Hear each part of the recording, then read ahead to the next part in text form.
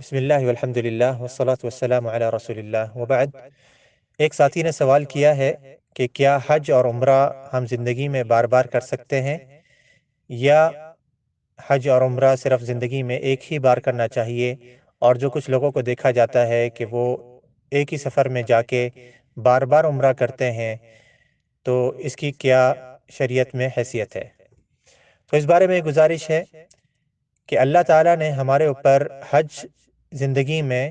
استطاعت کے بعد ایک ہی مرتبہ فرض کیا ہے۔ اس کے علاوہ اگر کوئی شخص حج کرتا ہے تو یقیناً اگر وہ اللہ کی بارگاہ میں مقبول ہوتا ہے تو انشاءاللہ اس کو ثواب ملے گا، لیکن ایک سے زیادہ حج انسان کے اوپر فرض نہیں ہوتا ہے،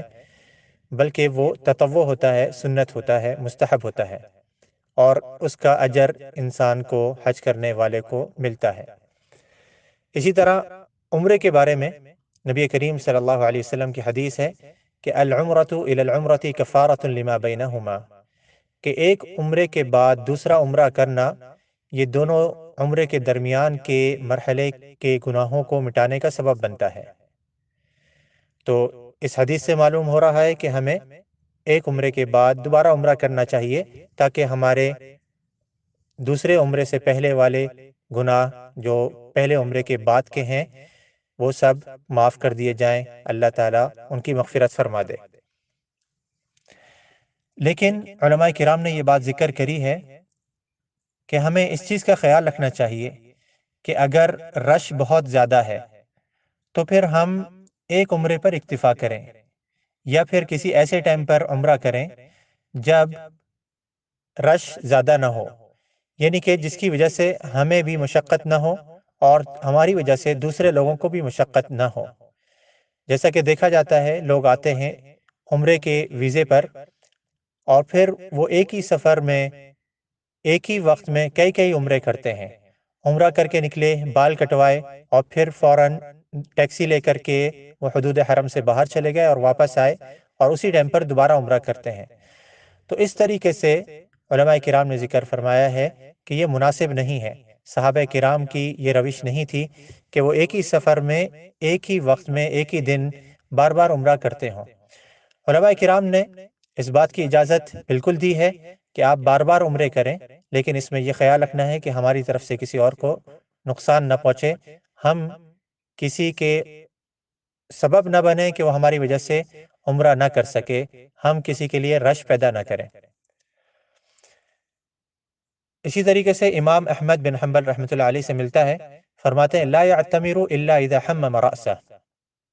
کہ انسان کو چاہیے کہ وہ عمرہ دوبارہ نہ کرے اس سے پہلے کہ اس کا سر کالا ہو جائے، یعنی کہ اس کے سر میں اتنے بال آ جائیں کہ وہ ان کو دوبارہ سے کٹوا سکے یا منڈوا سکے۔ اور یہی بات امام ابن قدامہ رحمۃ اللہ علیہ اپنی کتاب مغنی کے اندر حضرت علی رضی اللہ عنہ سے ذکر فرماتے ہیں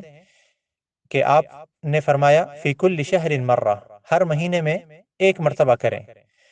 اور حضرت انس رضی اللہ عنہ سے ملتا ہے کہ اذا حمم رأسه خرج فاعتمر، جب ان کے بال کالے ہو جاتے یعنی کہ اتنے بال نکل آتے کہ ان کو پھر دوبارہ سے کٹوا سکیں یا منڈوا سکیں تو وہ پھر عمرے کے لیے چلے جایا کرتے تھے۔ ان دونوں آثار کو امام شافعی رحمۃ اللہ علیہ نے اپنی مسند کے اندر ذکر فرمایا ہے۔ تو ان تمام آثار کو دیکھ کر کے اور نبی کریم صلی اللہ علیہ وسلم کی اس حدیث کو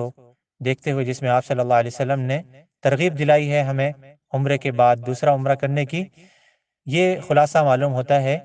کہ شریعت کے اندر بالکل جائز ہے کہ ایک عمرہ